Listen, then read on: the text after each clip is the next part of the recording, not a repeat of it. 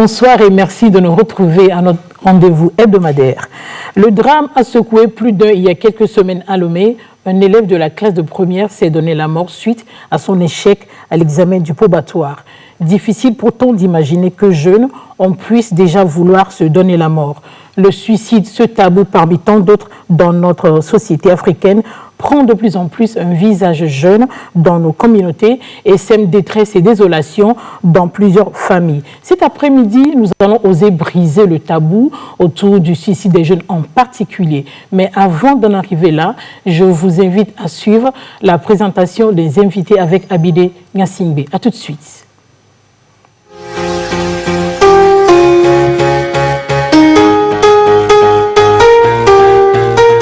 Ce samedi, Podium Jeunesse reçoit pour vous Kaosara Sani, elle est rescapée d'une dépression. Stéphane Foumé, sociologue en santé et développement communautaire. Pissa Hadji, elle est Mandela Washington Fellow, sécuriste en santé mentale, de même qu'à la prévention de l'overdose. Elle est la présidente de Hands From Above, une association qui vient en aide aux personnes souffrant de troubles mentaux. Dr Jacques Toko, psychologue clinicien et de la santé. Il a une expérience de plus d'une dizaine d'années avec l'écoute des personnes en souffrance. Merci de nous retrouver à Podium Jeunesse. Donc aujourd'hui, nous allons parler du suicide qui est un tabou parmi tant d'autres dans notre société. Donc au cours de cette émission, nous allons suivre une vox pop sur ce que certains pensent du suicide. Nous aurons aussi le témoignage d'une rescapée d'une tentative de suicide et celui d'une rescapée d'une dépression. Une fois encore, bienvenue. Chers invités, dites-moi pourquoi une personne en arrive à penser au suicide. Docteur Toko. Merci beaucoup.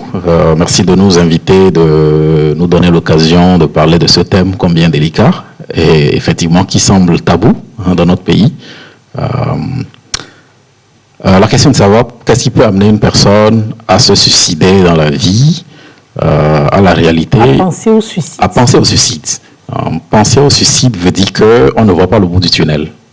Un sentiment de désespoir total ou de culpabilité peut amener une personne à décider de mettre un terme à ses jours. Il y a beaucoup d'autres facteurs, mais les plus présents, ce sont ceux-là. Merci beaucoup, Stéphane. Oui, merci à tous. Donc, je voudrais d'abord dire qu'avant de penser à pourquoi une personne pense au suicide, il faut savoir comment la personne est arrivée à penser, comment la personne est arrivée à penser au suicide. Moi, je dirais toujours que le problème se trouve ailleurs. Et pour dire penser, si seulement penser, on pourrait se limiter à penser, c'est bien. Maintenant, l'acte est posé et on est devant les faits. Donc, pourquoi une personne pense au suicide? Je dirais que la personne souffre de pathologie de décision. La personne semble ne plus avoir le choix que de mettre fin à sa vie. C'est pourquoi il pense. Parce qu'il y a le suicide connaît un processus. Donc, il faut partir d'abord du désir, aller à l'idéation, ensuite aller au plan, préparer le suicide et maintenant poser l'acte. Donc, jusqu'à ces étapes-là, vraiment, c'est grand. Donc, si on pouvait seulement se limiter, c'est un long processus. On va encore en débattre tout au long de l'émission. Ok, Kaosara. Merci beaucoup. Je vais plutôt rejoindre le docteur. Pour moi, je dirais que c'est le sentiment de culpabilité, le fait de se dévaloriser, surtout la pression sociale aussi. Ça peut amener une personne à penser au suicide. Merci, Peace. Merci. Moi, je dirais que ce qui amène une personne à vouloir se suicider, comme tout le monde l'a dit, c'est vraiment ce sentiment de désespoir-là, cette impression-là on ne voit pas le bout du tunnel, on a l'impression que c'est la seule solution qui se présente à nous à ce moment précis-là. Donc, vouloir avoir des pensées de suicide, c'est vraiment dû à ce sentiment de désespoir-là, au fait que nous avons l'impression qu'en réalité, il n'y a plus rien à faire, il n'y a plus d'autres issues, et la seule solution qui se présente à nous, en fait, à ce moment précis-là, c'est de se donner la mort. Je l'ai dit à l'entame de l'émission que le suicide aujourd'hui prend de plus en plus un visage jeune dans nos communautés et sème détresse et désolation dans plusieurs familles. Dites-moi, généralement, quelles sont les causes du suicide chez les jeunes en particulier, Dr Toko? Plusieurs causes en réalité. Il y a, parlant de proportions, j'ai essayé de consulter certaines sources qui ne sont pas bien datées. Au Togo, ça serait autour de 16,16 sur 10 000 habitants. C'est assez significatif comparé au Ghana où on tourne autour de 8,7. Ça veut dire que ce n'est pas vraiment un phénomène rare, c'est un phénomène assez fréquent. Et l'OMS montre aussi que chaque 40 secondes, une personne met un terme à sa vie dans le monde. Chaque 40 secondes. Ça veut dire que ce n'est pas du tout un phénomène rare, c'est un phénomène qui est omniprésent dans nos communautés. Et parmi les causes en ce qui concerne la jeunesse, il y a la dépression. La dépression est une cause très fondamentale du suicide chez une personne, et en particulier chez les jeunes, parce que dans la symptomatologie d'ailleurs de la dépression, il y a ce désir de se suicider. Et parfois, ça devient carrément un raptus, c'est-à-dire que c'est comme on est poussé à le faire, un raptus suicidaire, et puis bon, on décide de mettre un terme à ses jours. Dans d'autres cas, il y a la famille. Une famille disloquée, au sein de laquelle on ne voit pas vraiment de perspective, il n'y a pas d'amour, il n'y a pas de solidarité, il n'y a rien, on se sent tout simplement seul et on décide de mettre un terme à ses jours. Il y a des cas où il peut s'agir d'une frustration, les frustrations de la vie, une déception sentimentale, un échec. Et quand on est face à ces situations, on n'arrive pas à gérer, on ne digère pas la situation, on se dit, tiens, autant mettre un terme à ces jours. Il y a des gens qui ont cultivé une sorte aussi d'intolérance à la frustration. Dès lors qu'ils rencontrent le premier échec dans la vie, c'est une catastrophe, c'est une montagne. Ils pensent que c'est insurmontable. Le seul moyen de surmonter l'obstacle, c'est de mettre un terme à ces jours. Et un élément important à souligner au niveau des jeunes, c'est justement leur jeune âge. L'adolescence est une étape assez délicate dans la vie d'une personne. Et le jeu des hormones fait que le cerveau même n'est pas vraiment en équilibre. Et donc, il est très facile, dans ce contexte d'adolescence, de mal gérer les frustrations et de décider de mettre un terme à ces jours. Il y a aussi beaucoup d'autres facteurs. Par exemple, l'alcool est cité parmi les causes du suicide chez les jeunes. Les substances psychoactives que les jeunes prennent, c'est autant de facteurs. Donc, il y a des facteurs psychologiques, il y a des facteurs de stress dans la vie, il y a des facteurs sociaux, il y a plusieurs types de facteurs qui peuvent expliquer le suicide chez un jeune. Je pense que les autres vont compléter. Exactement. Stéphane, en tant que sociologue? Oui, en fait, pour ajouter à ce que le docteur a dit, je pourrais ajouter un facteur spirituel, ce que nous négligeons beaucoup. Donc, étant donné que nous, en tant qu'êtres, nous sommes des esprits, et donc, c'est ce facteur-là que nous négligeons qui entraîne ou bien donne l'ouverture à des jeunes qui se suicident actuellement. Parce que selon l'Observatoire national de suicide, le taux de suicide... National? Oui, de suicide.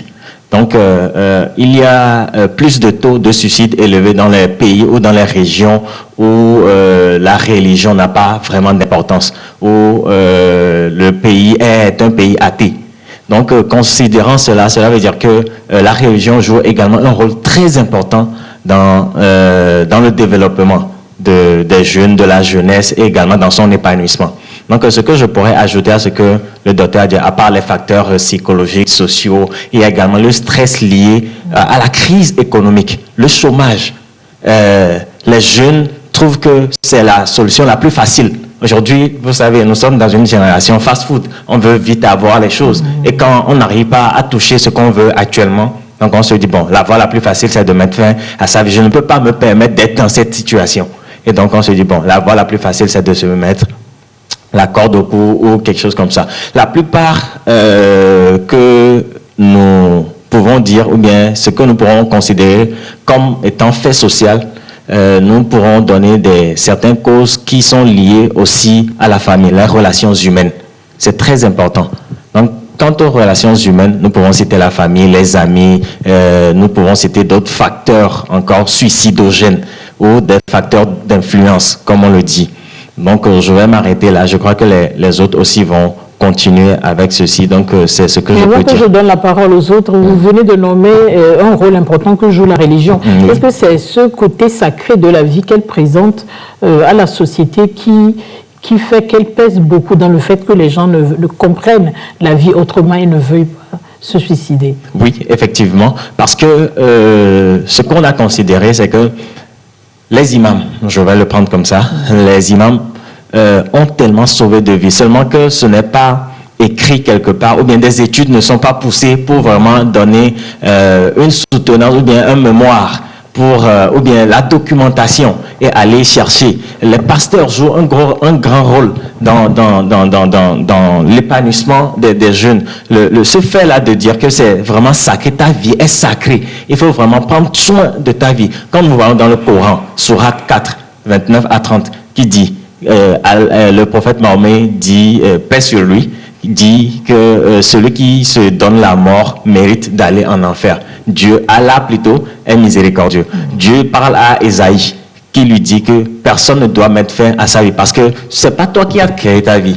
Donc tu es sacré, tu es une personne vraiment spéciale. Tu as de l'espoir, tu es créé pour un but. Donc si tu arrives à comprendre que tu as créé pour un but... Donc il y a un projet qui t'attend. Oh oui, voilà, justement. Il y a de l'espoir encore. Donc vraiment la religion... Bon, je dirais, je ne veux pas rentrer dans la politique. On a arrêté les lieux de culte. Moi, ça me fait mal. Parce que j'ai connu quelque chose qui, aujourd'hui, me tourmente. C'est que dans les premières semaines où on a fermé les lieux de culte, vous allez voir comment le vol a accru. Vous allez voir comment la délinquance a accru. Vous allez voir comment certaines situations qui dépassent l'imagination ont commencé à prendre naissance. Donc, vous voyez un peu. Donc, je ne vais pas rentrer dans les détails. On va rester là pour économiser du temps. Si vous permettez, je suis d'accord avec cette réflexion. J'ai lu des articles justement qui montrent que la religion est un facteur qui atténue le suicide. Parce que la religion crée de l'espoir, en fait. Les gens sont désespérés et mettent un terme à leur vie. Mais quand ils trouvent une personne capable de leur dire il y a de l'espoir, tout n'est pas fini, même si ça paraît si noir, demain le soleil va se lever, ainsi de suite, ça donne envie de continuer à se battre. À côté du caractère sacré de la vie, il y a cet espoir que la religion apporte aux jeunes aussi bien qu'aux adultes. Merci beaucoup. Avant de donner la parole à Pissia Kawsara, je vais vous inviter à suivre ce Voice Pop qui nous présente ce que d'autres personnes aussi pensent du suicide dans la société.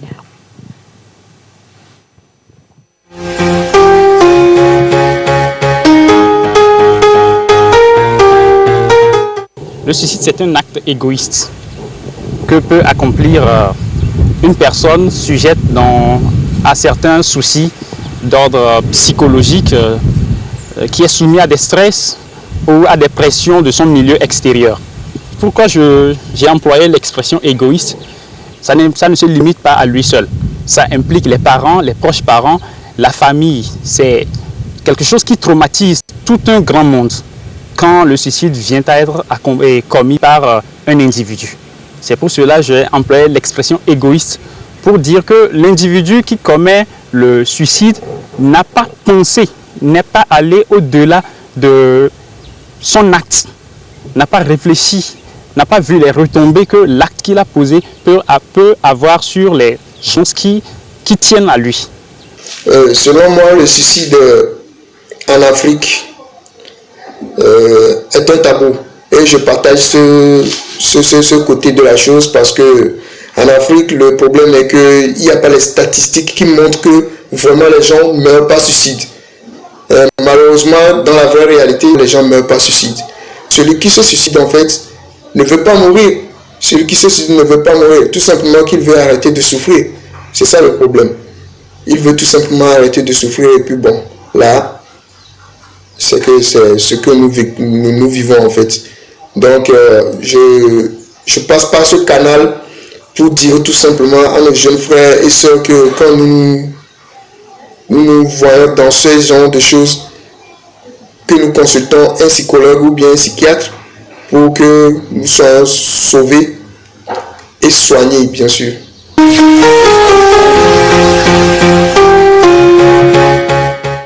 merci de nous retrouver au plateau de Poudre Épice. Que pensez-vous de leurs propos? Naturellement, je commence par le deuxième. Voilà. En fait, il y a une phrase qu'il a dit qui m'a beaucoup parlé et qui est le fait que les personnes qui se suicident, en fait, ne veulent pas forcément mourir. C'est pas lorsqu'on décide de se donner la mort parce qu'on ne voit pas l'espoir, ce n'est pas forcément parce que nous voulons mourir ou nous voulons faire du mal aux autres. C'est parce que la souffrance que nous ressentons, en fait, est arrivée à un niveau où on a l'impression que la seule solution, la seule issue, en fait, pour pouvoir arrêter cette souffrance-là, c'est de se donner la mort. Et c'est pour ça énormément de personnes finissent par faire des tentatives de suicide ou finissent par se suicider. Donc je ne dirais pas, c'est vrai que c'est quand même assez égoïste, mais c'est parce que il y a une souffrance en fait que la personne ressent. Et il faut qu'à un moment donné nous puissions faire 2 pas en arrière et arrêter de juger ces personnes-là, parce que nous ne sommes pas retrouvés dans leurs chaussures ou à leur place, mais le plus important, c'est d'essayer de comprendre ces personnes-là, de leur donner de l'aide, de leur offrir en fait notre aide.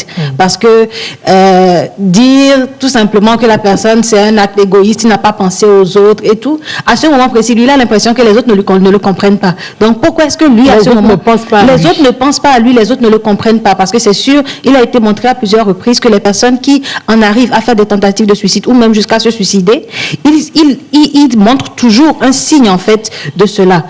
Ils demandent de l'aide d'une manière ou d'une autre.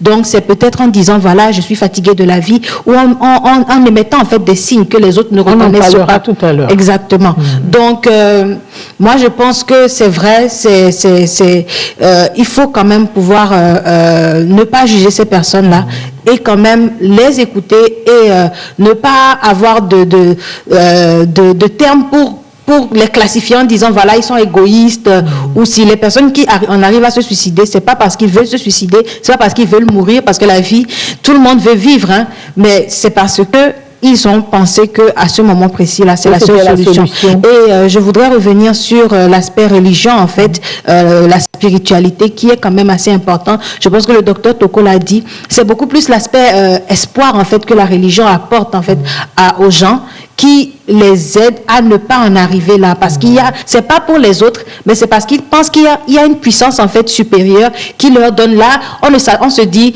quelque chose viendra de quelque part, pas forcément des autres, mais de quelque part. Et le fait qu'on ne sait pas d'où viendra cet espoir là, ça donne une certaine assurance. Mais lorsque, il faut juste s'arrêter à ce qu'on voit là, on est désespéré.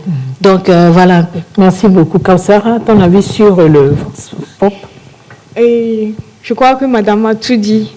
J'aimerais juste ajouter le fait que le silence aussi, ça peut amener une personne à se suicider facilement. Le silence, de quelle façon? Le fait que tu souffres et tu refuses d'en parler aux autres. Ok, si tu te renfermes sur toi-même. C'est ça.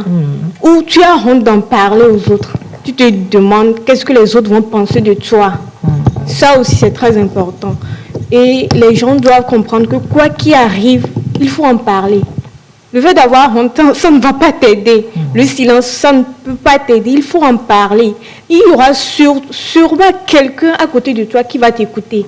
Mais d'autres aussi, on ne peut pas les juger comme l'a dit madame. Peut-être qu'il n'y a personne à qui en parler. Et finalement, le choix c'est... Ils sont dans le suicide.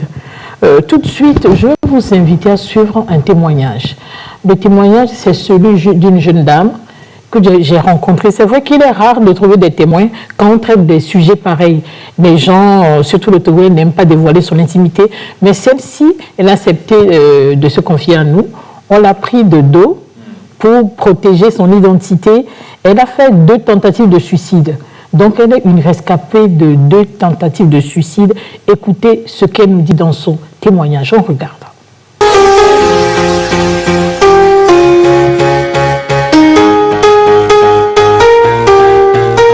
Le suicide, c'est un sujet assez délicat.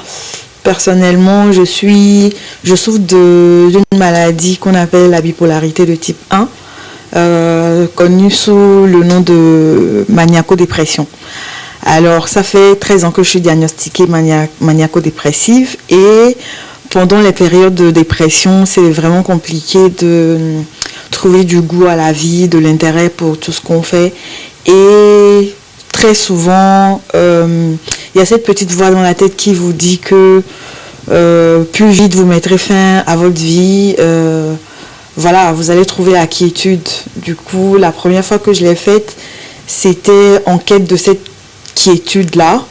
J'ai pris 2 plaquettes de Valium avec beaucoup d'autres médicaments dont je me rappelle plus forcément. C'était notre femme de ménage qui m'a retrouvée pratiquement inconsciente et qui a alerté, et on m'a amenée à l'hôpital, on m'a fait un nettoyage et tout s'est bien passé et je suis revenue à la maison, je crois, dans la même journée même. Ce que je sais, c'est que je prends la vie à bras le corps. Quand ça va, je me mets à fond. Quand ça va pas, j'accepte que ça ne va pas et j'aspire à une vie meilleure. Je me dis c'est juste une période, ça ne va pas. Je demande de l'aide. Je fais une suivi psychologique.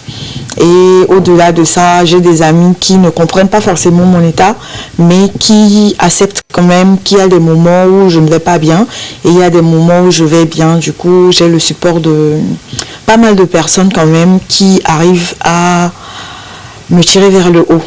Du moment que tu acceptes ton état, je ne sais pas comment ça se passe pour les autres, mais du moment où moi j'ai accepté mon état, que ça fait vraiment partie intégrante de moi, d'être par moments dépressive, par moments maniaque, bah, ça vient, ça va, je me porte beaucoup plus tranquille. Et quand ça ne va pas, comme j'ai dit, quand ça ne va pas, je me laisse aller, je sais que ça ne va pas, je demande de l'aide surtout. Et quand ça va, je me mets à fond dans tout ce que j'ai à faire et avec l'aide des autres, ça va. Pour ceux qui ont des pensées suicidaires, je dirais juste que c'est normal de sombrer. C'est normal de sombrer des fois. Ça prouve qu'on est des humains, mais il ne faut pas se laisser aller. Quand les moments sombres arrivent, demandez de l'aide, même si vous n'avez pas le moyen d'aller vers un spécialiste, demandez de l'aide à vos amis, parlez avec vos amis. Ils ne vont pas forcément comprendre ce que vous vivez, mais il y en a qui acceptent votre état, qui acceptent de vous accompagner, qui acceptent de vous aider. Et dès que vous avez l'occasion, l'opportunité, allez voir un psychologue. Voir un psychologue, c'est pas seulement pour ceux qui sont fous ou ceux qui ont entre griffes des maladies mentales. N'importe qui peut aller voir un psychologue. Même lorsque vous vous sentez normal, allez voir le psychologue, discutez avec le psychologue, il vous aidera. S'il faut que vous preniez des médicaments, on vous prescrira des médicaments. S'il faut que vous fassiez des exercices, on vous dira de faire des exercices. Et surtout, demandez de l'aide.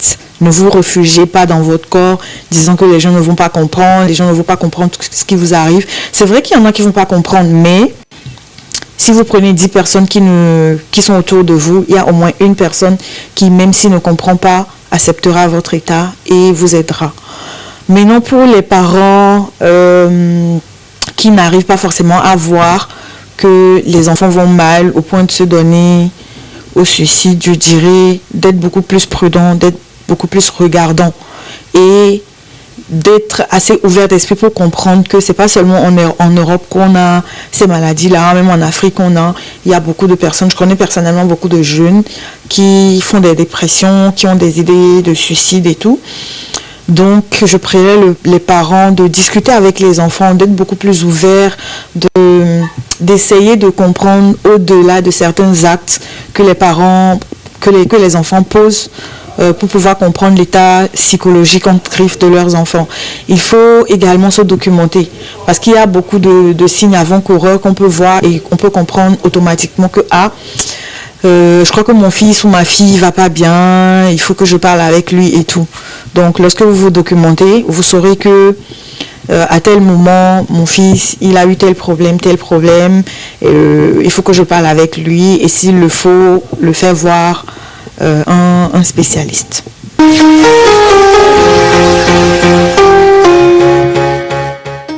Docteur Toko, c'était le témoignage de cette jeune dame qui a fait 2 tentatives de suicide. Ah oui, c'est assez poignant comme témoignage et je voudrais la féliciter pour son courage. C'est pas tout le monde qui accepte de témoigner de ça. Ici, au Togo. Exactement. La bipolarité dont elle parle, c'est une maladie mentale, justement, à laquelle s'associent des tentatives de suicide, tout comme la schizophrénie, la dépression. Elle l'a expliqué. C'est un peu comme aujourd'hui, vous êtes sur la montagne et puis demain, vous êtes dans la vallée. Donc, vous faites les épisodes maniaques et ensuite des épisodes dépressifs et ainsi de suite. Et donc, si personne n'est là pour donner de l'espoir, ben, on ne voit pas le bout du tunnel. On se dit, ben, autant mourir, quoi. Autant mourir. Et donc, il y a beaucoup de personnes, justement, qui passent par ces moments-là, au cours desquels ils se sentent seuls. Personne n'est là pour les comprendre. Personne n'est là. En fait, ceux qui se suicident ont déjà au moins confié à quelqu'un une fois qu'ils veulent mettre un terme à ces jours. Mais on ne les prend pas au sérieux. Et je parie au moins une fois. Au moins une fois. Au moins une fois. Généralement. On le dit au moins. Mais moi, j'ai eu vent d'un cas, pas j'ai eu vent, je ne veux pas que j'ai été témoin, mais la personne n'en a pas parlé. Disons que c'est un jeune homme qui était très renfermé, qui ne parle pas beaucoup. En fait. C'était un problème de déception sentimentale et il a bu du savon liquide. Mais on ne l'a pas vite retrouvé. Oui, ça c'est le propre des statistiques. Quand on dit au moins une fois, c'est une statistique. Quoi. Okay. Et donc, il y a des gens qui peuvent ne pas le dire, mais généralement, les gens parlent justement de cela. Mais on ne prend pas cela au sérieux. On se dit non, c'est comment. Parfois, on leur fait des reproches et puis c'est fini. Pourquoi ces idées vont te passer par la tête? Il ne faut pas. Ah non, il ne faut pas commettre ces erreurs. Si quelqu'un vous dit qu'il a envie de mettre un terme à ce jour, il faut le prendre au sérieux. Il faut lui conseiller d'aller voir les spécialistes de la santé mentale pour se faire aider. Oui, il y a des gens, ce témoignage, ça c'est un problème de santé mentale, mais il y a des gens qui sont victimes d'abus, de viols. Ils disent à leurs parents, supposons que ce soit l'inceste à l'échelle de la famille, la petite fille est abusée par son propre oncle, son père, ainsi de suite, et le dit à ses parents, personne ne veut lui croire, ne veut la croire. Quand on est là juste dans cette situation-là, à un moment on se dit, ben, tiens, autant mourir, et puis c'est fini, quoi. Autant mettre fin à sa vie. Exactement. Stéphane, en début d'émission, tu avais dit que le suicide est certainement l'aboutissement d'un long processus. Quels sont donc les signes avant-coureurs du suicide chez les jeunes en particulier? D'accord. Il y a plusieurs signes avant-coureurs. Donc, avant d'aller sur les signes, je dirais, on ne peut pas ne pas communiquer, comme on le dit. Donc, si le docteur est en train de dire qu'on a une fois parler de cela, il a véhiculé le message. C'est eux qui n'ont pas compris qu'il véhiculait le message. On peut communiquer sans parler. Donc la langue même est un fait social. Donc ce que je pourrais dire, c'est que aujourd'hui on ferme les yeux, comme on le dit. On a tabouisé beaucoup de choses à tel point que on se dit c'est pas vraiment important. On met les priorités sur le capital. Aujourd'hui, on est dans un monde capitaliste où on se dit tout le monde s'assoit, Dieu le pousse. Et on néglige les relations humaines. Autrefois, je me souvenais, 10 ans auparavant, on s'asseyait par terre pour manger ensemble, discuter. C'est à ce moment-là qu'on se rend compte, oh, tu ne te sens pas bien, qu'est-ce qui ne va pas? Vas-y, parle-nous.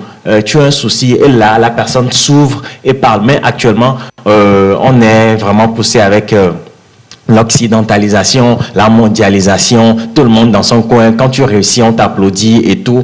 Donc, et quand tu échoues, et quand tu échoues, on t'incrimine, hein? Voilà, tu échoues pour toi-même. Tout le monde veut des éloges à tel point qu'on néglige les choses essentielles qui ont réellement un prix. Si ta femme ou ton mari ou ton enfant veut tomber malade du palu, tu le vois, tu l'analyses, tu sais que il a la fièvre seulement que c'est des symptômes du palu. C'est la même chose. Il faut considérer le suicide comme un fait social. Quand je parle... Et si on revenait aux signes avant-coureurs? Oui, c'est ce que j'allais dire. Donc, par rapport à ça, je revenais sur les signes. Donc, par rapport aux signes avant-coureurs, premièrement, j'en ai détecté 21, mais je vais juste donner 3. 21, c'est mon domaine. Okay. Donc, je vais juste donner 3 ici. Premièrement, nous pourrons dire l'isolement social.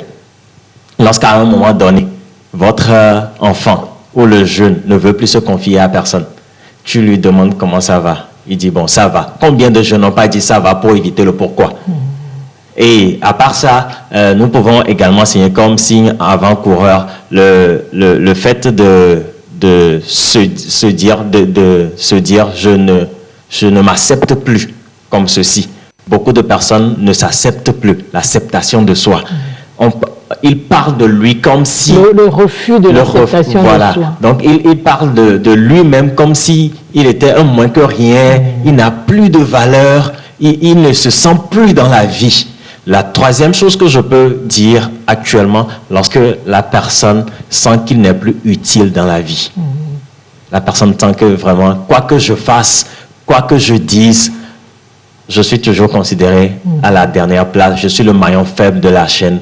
Bon, si ma présence est synonyme d'absence, ben, autant vous laisser vivre votre vie et aller rejoindre ceux qui sont au-delà, pensant que l'au-delà est meilleur.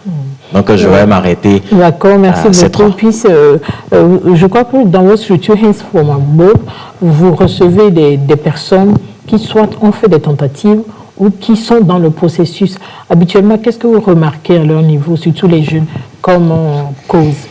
Surtout, disons, en réalité, la majeure partie des gens que nous voyons qui ont déjà fait des tentatives de suicide et que nous avons aidés, beaucoup d'entre eux, c'est surtout le fait qu'ils ont l'impression qu'on ne les comprend pas. Okay. Donc, c'est surtout ça qui revenait, qu'on ne les comprenait pas, que les personnes ne les comprenaient et que même s'ils essayaient d'expliquer, l'entourage ne comprendrait pas. Donc, il y a ça. Également, il y a le repli sur soi-même. Comme il a dit, les gens commencent à s'isoler.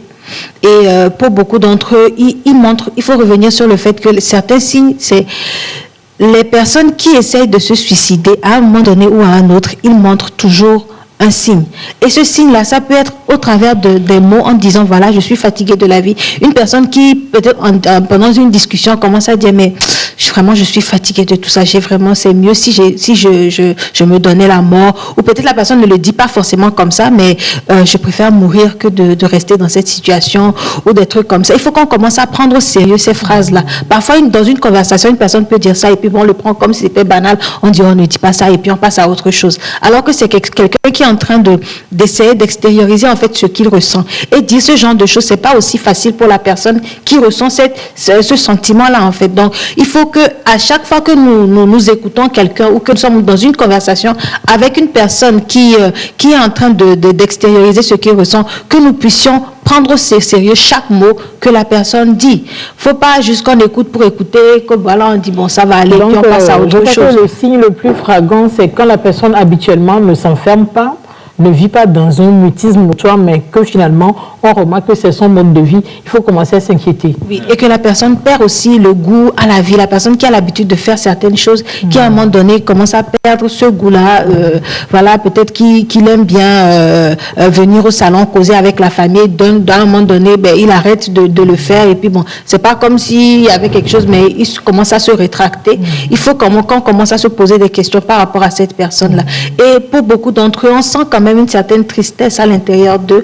Quand ils parlent, on sent qu'il y a quelque chose qui ne va pas. Et il vient de le dire, le mot « ça va », pendant longtemps, c'est devenu comme une salutation. Quand on dit « ça va », on ne cherche pas forcément, en réalité, nous-mêmes qui posons la question, on ne cherche pas forcément à savoir si la personne va bien ou pas. Et quand la personne dit non, c'est comme on est un peu choqué, on se dit « mais pourquoi elle dit qu'elle ne va pas bien ?» Et on n'a pas envie de savoir pourquoi est-ce qu'elle ne va pas bien. Donc, il faut on demande comment exactement, ça va. Exactement. Merci beaucoup. Je vais discuter un peu avec Kawsara. Je te remercie d'avoir accepté de venir partager ton témoignage avec nous. Kawsara, je l'ai rencontrée sur les réseaux sociaux. Elle est activiste de l'environnement. Elle est cofondateur de Act on Sahel. C'est un mouvement de jeunes activistes de l'environnement. J'ai été étonnée quand elle m'a dit « j'ai failli ». Donc, je préfère qu'elle se prononce elle-même.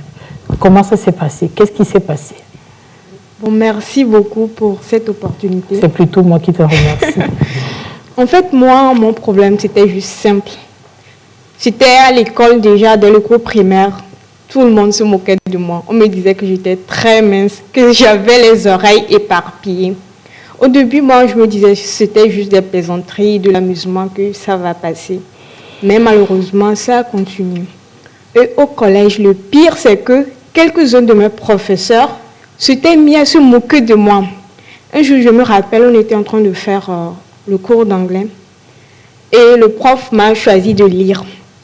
Quand j'ai commencé, il m'arrête et il m'imite. Et après tout, il dit à la classe de me regarder, que je suis juste droite comme ça, je n'ai ni devant ni derrière. Et toute la classe s'est mise à rire. C'est l'enseignant qui disait ça en classe, devant, en présence de tes camarades. Exactement. Et le jour-là, je me suis sentie humiliée. J'ai senti le froid dans mon dos. Je me suis dit, waouh, la vie est injuste. Si mes camarades se moquent de moi et que je supporte ça, pourquoi celui qui devait me protéger aussi va faire ça? Et à partir de là, j'ai commencé par me dévaloriser. Je me suis dit, je ne sais qu'à faire rire les autres. Sûrement, peut-être, je ne sers à rien. Et après le BPC, on a changé de quartier, j'ai changé d'école. Au lycée, ça a continué parce que j'étais déjà différente des autres. Je me renfermais sur moi-même, je préférais m'isoler. J'étais différente en fait. Et là-bas aussi, on se moquait de moi. D'ailleurs, là-bas, on me surnommait Bodjona. Juste pour dire que je suis la différence du monsieur physiquement. Là aussi, l'opposé, quoi. Oui, c'est ça. L'opposé. Là aussi, un prof, lui aussi, s'est moqué de moi un jour. Je m'asseyais souvent derrière. Je ne savais pas que ça donnait une mauvaise image, en fait, sur moi. Et je m'étais tournée un jour. Il m'a surpris. Il a cru que je bavardais. En colère, il tourne, il va au tableau, il me dessine. Et il dit, c'est moi ça, avec ma jupe qui est très longue, mon tenue plus grande. Là aussi, mes camarades se sont bien marrés, ils ont bien rigolé. C'est là que je me suis dit, waouh, la vie c'est injuste. Et j'ai commencé par avoir peur des autres. J'avais peur des camarades, des professeurs, de tout le monde, de la foule en fait. Je me sentais bien quand j'étais seule, isolée. Je me disais, c'est mieux comme ça. Tu t'es créé un monde à toi. C'est ça, je me suis créé un monde à moi. Et le souci, c'est que j'en parlais à personne. Mais ma mère a vite remarqué que ça n'allait pas. Et c'est là qu'elle m'a posé la question, qu'est-ce qui ne va pas? J'ai dit, ça va, il n'y a pas de problème. Mais malheureusement, ça agissait sur moi mentalement, je ne savais pas. Et la peur là s'est vite développée. J'ai commencé par avoir peur de mourir en fait. Chaque jour, j'ai vécu cette situation pendant 2 ans, de la classe de première jusqu'en terminale. Chaque jour que je me réveillais, je me disais, oui c'est ça, je vais mourir enfin. La mort, ça va me prendre aujourd'hui. Et tu auras la paix. Je tremblais. En fait, j'avais peur de mourir au début. C'était ça le sentiment que j'ai senti. Je me disais, oui, je vais mourir. J'avais peur, je tremblais, j'avais les yeux hagards tout le temps. Je ne mangeais pas bien, des troubles de comportement. Tu arrivais à dormir? Je ne dormais pas la nuit. C'était les insomnies, les cauchemars. Et dans la journée, je devrais affronter les moqueries de mes camarades parce qu'ils ne savaient pas ce qui n'allait pas chez moi. Et ce qui était incroyable, c'est que j'ai essayé de montrer toujours que je suis forte. Je souriais tout le temps. Et bon, personne ne savait que ça n'allait pas. Et qu'est-ce qui a failli? Je crois qu'on va couper un long story short, c'est ça, non? Tu coupes un long story short. Qu'est-ce qui s'est passé? Tu m'as dit, tu as failli dans notre échange que nous avions eu. Oui, en fait, après la peur, j'ai été à l'examen du bac. Je n'ai pas échoué, mais j'étais sortie admissible. Parce que je me suis dit, j'ai trop travaillé, j'ai trop souffert. Pourquoi sortir admissible? C'était pas juste. Et là, j'ai commencé par me dire, ça ne sert à rien de continuer de vivre. Il faut mourir. Et j'ai commencé par avoir des pensées du genre, finis-en, prends un couteau. Tu ne sers à rien, d'ailleurs, tout le monde se moque de toi. Et ce qui m'a sauvée, je dirais que c'est la religion. Parce que je suis musulmane. Et la religion me dit, si tu te suicides, tu iras directement en enfer. Me dit, non, moi j'ai souffert. Ici, tout le monde s'est moqué de moi. Je vais mourir et aller en enfer encore, pas possible. Et là, j'ai commencé par dire à Dieu de prendre ma vie. Dieu même n'a qu'à me prendre, c'est mieux. Un soir, je me rappelais, je m'étais allongée dans le salon, j'ai éteint la lumière. Je commençais par pleurer que le soir-là, Dieu doit me prendre forcément. C'est là, ma mère, elle m'a surprise en fait. Et quand elle est venue, elle m'a demandé, qu'est-ce que tu as? Pourquoi tu es dans cet état? Je lui dis, il n'y a rien, ça va. Et elle me dit, il faut que je lui en parle. Elle est ma mère, elle ne va rien me faire. Je lui ai dit, ça va. Aussi, on comprend bien, avec la religion, tu as pu t'en sortir. Oui. Kawsara, j'ai été très étonnée de voir le travail que tu fais dans le domaine de l'environnement. Si on peut avoir les photos de Kawsara durant ces sensibilisations, qu'est-ce que tu fais exactement? Quel projet tu pilotes? En fait, En 2 minutes. en 2 minutes. Là, c'est le projet de fourneau solaire. Je l'ai commencé avec l'ONG Ange. Je cherche des financements sur les crowdfunding. Et quand je trouve de l'argent, j'achète ça. Je donne ça à des ONG ou à des écoles. Et en retour, ils me donnent des arbres que je plante. Mais qu'est-ce qui t'a poussé à initier ce genre de projet? En fait, c'est le fait de me sentir utile d'abord. Ok. Servir les autres surtout. Là, tu es dans une école. Oui. Mhm. Et je me suis dit, franchement, je sers à quelque chose. Si je me suis pas pris, j'ai pas pris ma vie, pourquoi ne pas servir? Pourquoi ne pas me rendre utile, en fait? C'est ce qui m'a amené. Merci beaucoup, Kawsara. Que pensez-vous de son témoignage en 2 minutes? Oui, ce que je peux dire, c'est premièrement, la féliciter et également revenir sur le rôle de la religion. Et aussi, comme je l'avais dit autrefois, quand vous lisez le livre « Le suicide » d'Émile Durkheim, vous allez voir qu'il a vraiment détaillé, c'est un livre de 437 pages. Souffrez de lire ce livre. Il a détaillé le suicide en long et en large. Et ça mérite d'être lu. Merci Stéphane. Je te coupe à la parole. Docteur Toko, le suicide n'est pas une question de race, mais pourquoi il est considéré comme un tabou dans notre société, la société africaine? C'est bien dommage que ce soit considéré comme tabou, comme beaucoup d'autres facteurs, d'autres choses d'ailleurs. Je pense que on n'en parle pas et ça devient de plus en plus un tabou. La seule façon de casser le tabou, c'est d'en parler comme vous êtes en train de le faire ici à Podium Jeunesse. Quand on en parle, les gens prennent conscience. C'est comme c'est un phénomène isolé qui ne se passe que vraiment comme une éclipse de soleil. Et puis bon, voilà quoi, on n'a pas besoin de faire beaucoup de débats autour de la question. Alors que ça se passe régulièrement et des gens perdent leur vie. Je voudrais vraiment féliciter Kawsara pour son témoignage de tout à l'heure et sa bravoure pour continuer de vivre. Et elle en parle aujourd'hui avec le sourire. Ça veut dire vraiment que elle a trouvé une raison de continuer de se battre. Et ça, c'est vraiment excellent. Et quand elle parlait, ça m'a rappelé le témoignage, enfin une autre histoire qui s'est passée au second semestre, même de cette année à Nairobi. Enfin, je ne peux pas dire à Nairobi, c'est au Kenya, où une jeune collégienne s'était retrouvée en classe et puis bon voilà, subitement, elle était tachée. Et elle a été menstruée. Oui, c'était sa première fois. Elle ne savait rien. Et son enseignante l'a humiliée. Et curieusement, c'est une dame. Ce qui est surprenant, c'est une dame qui l'a humiliée. La jeune fille est rentrée, elle est allée à la maison comme d'habitude. Elle devait aller puiser de l'eau à la rivière, c'est dans un village. Et là, elle s'est suicidée. Elle s'est noyée? Elle s'est suicidée. Je ne sais plus quel est le moyen utilisé, mais elle s'est suicidée. Elle a perdu la vie. On n'a pas pu la sauver. Et donc, c'est peut-être, la question ne m'a pas été posée, mais je pense que c'est le lieu d'interpeller les éducateurs, des jeunes, ainsi de suite, sur leur rôle dans l'équilibre de leurs enfants, des élèves, des jeunes. Parce que bien souvent, ces jeunes peuvent venir des familles difficiles et bien se comporter envers eux, c'est leur donner un signe d'espoir. C'est de les aider à réussir dans la vie plutôt que de les enfoncer et de les noyer.